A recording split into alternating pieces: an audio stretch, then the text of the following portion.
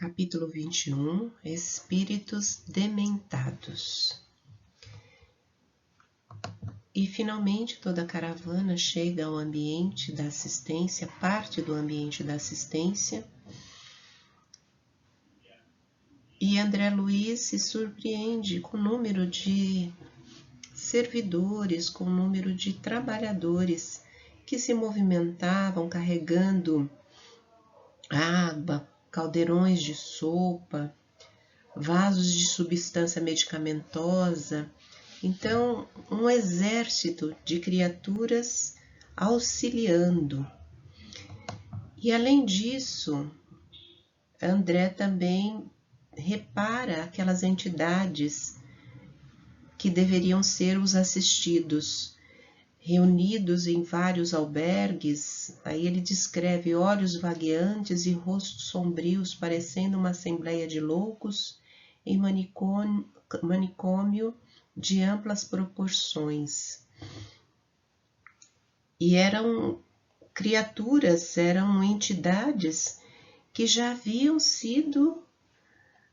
estavam numa situação melhorada, porque o próprio Alfredo vai orientar os técnicos do sopro curativo a ir adiantando as tarefas em outros grupos. Então, aquele grupo que estava à vista de todos já eram entidades doentes que já haviam se recuperado um pouco mais. Os doentes que tínhamos sob os olhos permaneciam em melhores condições. Já se locomoviam, muitos deles já conversavam, apesar do desequilíbrio que lhes assinalava as palavras e pensamentos. E quando eles percebem aquela movimentação de trabalhadores, as entidades se aproximam para falar com Alfredo.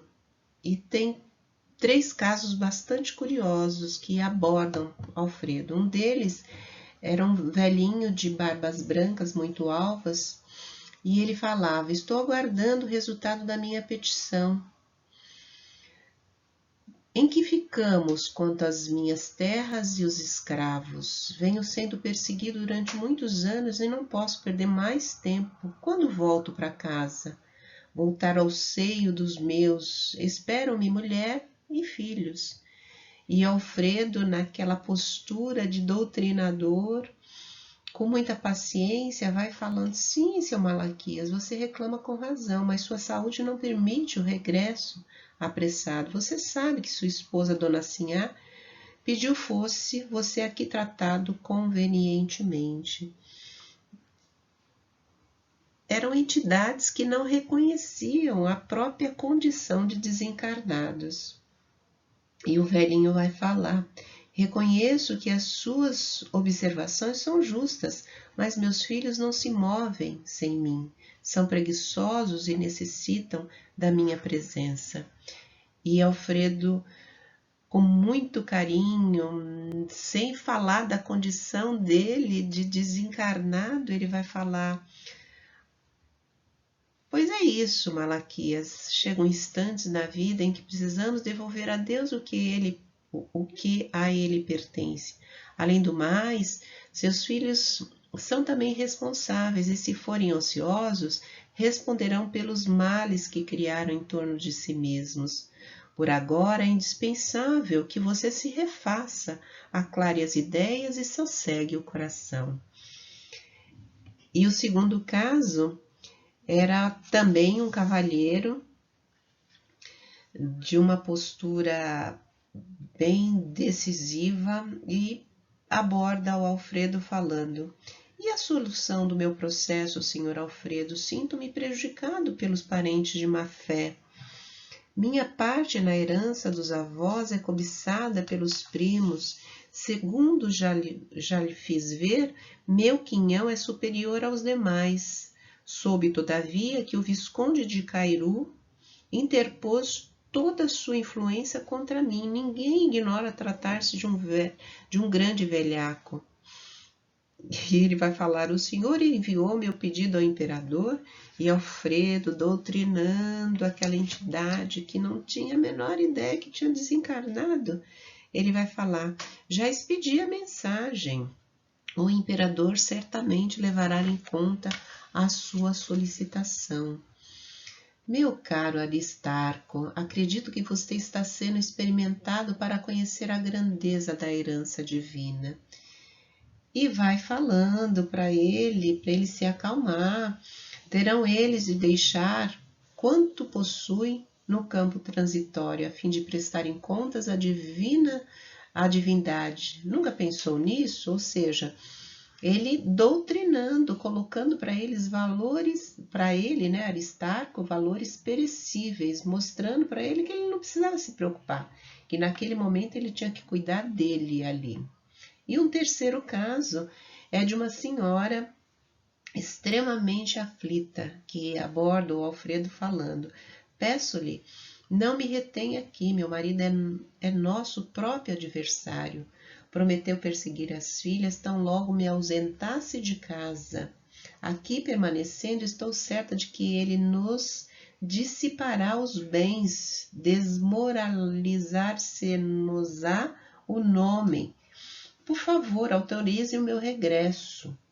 E ele calmamente, também doutrinando: já sei, minha irmã, respondeu nosso amigo com a mesma solicitude. No entanto, adiantaria regressar tão fortemente atormentada? Não será melhor curar-se, tranquilizar o espírito para ajudar as filhinhas com eficiência? E ela retruca: nem sequer sei onde estou. E ele fala: mas ninguém aqui a maltrata, fique bem. Olha que interessante, 3 entidades abordando o Alfredo para que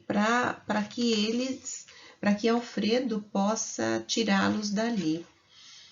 E aquelas cenas todas deixa André e Vicente bastante perplexo com aquela condição de desencarnados que não se reconheciam como tal. E Alfredo vai explicar que aquelas criaturas já estiveram em situações muito, muito difíceis, muito inferior.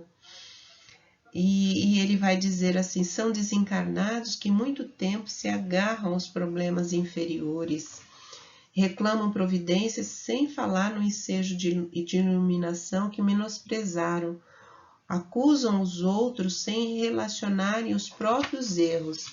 E ele vai explicar: no fundo, o velhinho que reclama terras e escravos nunca pensou senão em tirania no campo.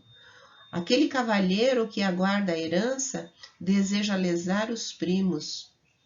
E a senhora, que se revelou tão interessada pelo ambiente doméstico, desencarnou quando pretendia envenenar o marido às ocultas. Então, eles estão realmente acordando de um longo sono, estão inconscientes e julgam-se ainda encarnados. Capítulo 21. Espíritos dementados. Pergunta: